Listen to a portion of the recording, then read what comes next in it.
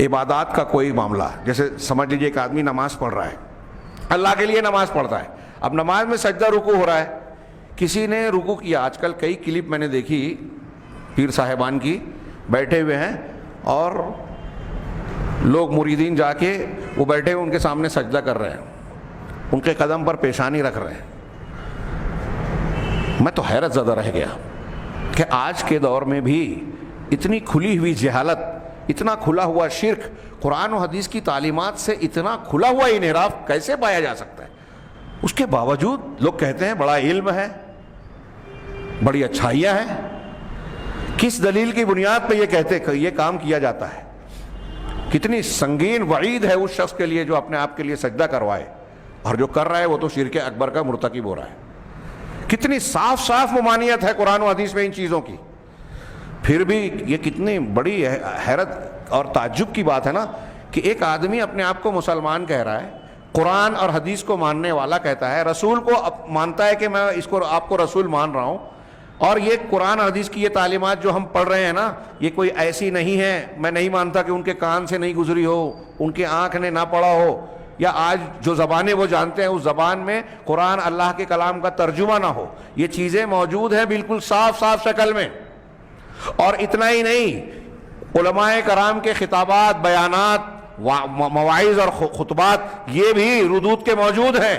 ان چیزوں کو کھلا کھلا شرک کہنے والے، پھر بھی لوگ غور نہیں کرتے اور اتنے واضح شرک میں مبتلا ہیں۔ ان کے ساتھ ساتھ میں تو اس بات سے ڈرتا ہوں واللہ کہ ہم اور آپ جو ان چیزوں کو جاننے کے باوجود ان سے آنکھیں پھیر لیتے ہیں، ہم بھی کسی نہ کسی حد میں اس جرم کے کسی نہ کسی حد میں مجرم ہو جاتے ہیں کہ ہمارا یہ حق ہے کہ ہم جانتے ہیں کہ جب یہ شرک ہے تو لوگوں کو بتائیں، پہنچائیں کہ تم سب سے بڑی گمراہی میں مبتلا ہو۔ اپنے بزرگوں کو سجدہ کر لیا، تم نے ایک سجدہ کیا، توبہ کیے بغیر مر گیا اور زندگی بھر اللہ کے لیے نماز پڑھتے رہے، کبھی جنت میں نہیں جائے گا، کبھی جہنم سے نہیں نکلے گا۔ اللہ کے گھر میں پوری دیانتداری، ایمانداری اور ذمہ داری کے ساتھ یہ بات عرض کر رہا ہوں۔ قرآن کہتا ہے، حدیثیں کہتی ہیں، قرآن و حدیث اور تمام پیغمبروں کی تعلیمات کا بالکل مقتضا اور خلاصہ، نچوڑ اور واضح پیغام ہے کہ کچھ بھی شرک اکبر اگر آپ نے کیا، شرک اکبر تھوڑا سا بھی، وہ مکھی والی روایت یاد کیجئے، اس پہ کچھ کلام کرتے ہیں، امام احمد نے اپنی کتاب الزہد میں نقل کیا ہے غالباً، کہ ایک مکھی کی وجہ سے ایک آدمی جہنم میں چلا گیا۔ اہل علم نے استنباط کیا، واقعہ آپ جانتے ہیں کہ کچھ لوگ، ایک قوم تھی مشرکین کی، وہاں سے کوئی بھی گزرتا تو کہتے تھے کہ ہمارے بت کو چڑھاوا چڑھاؤ۔ ایک شخص گیا، گزرا،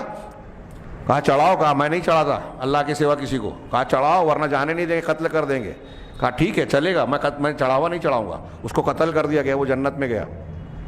دوسرا، اس سے کہا چڑھاؤ،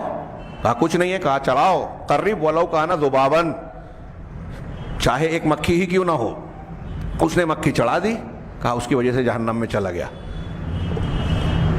کتاب التوحید میں شیخ محمد بن عبدالوہاب اس حدیث کی روشنی میں کہتے ہیں کہ حدیث کے سیاق سے یہ پتہ چلتا ہے کہ وہ شخص مکھی چڑھانے سے پہلے مسلمان تھا۔ اگر وہ مشرک کافر ہوتا تو اللہ کے رسول صلی اللہ علیہ وسلم یہ نہیں فرماتے کہ اس مکھی کے چڑھانے کی وجہ سے جہنم میں گیا۔ غور کریں، آج کے مشرکین جو بزرگوں کو سجدہ کر رہے ہیں، جو مزاروں پر نذر و نیاز اور چڑھاوے چڑھا رہے ہیں، قربانیاں کر رہے ہیں، طواف کر رہے ہیں، ظاہری اور باطنی عبادات ان سے وابستہ کیے ہوئے ہیں، ان سے خوف کھاتے ہیں، ان سے ڈرتے ہیں، ان سے امید رکھتے ہیں،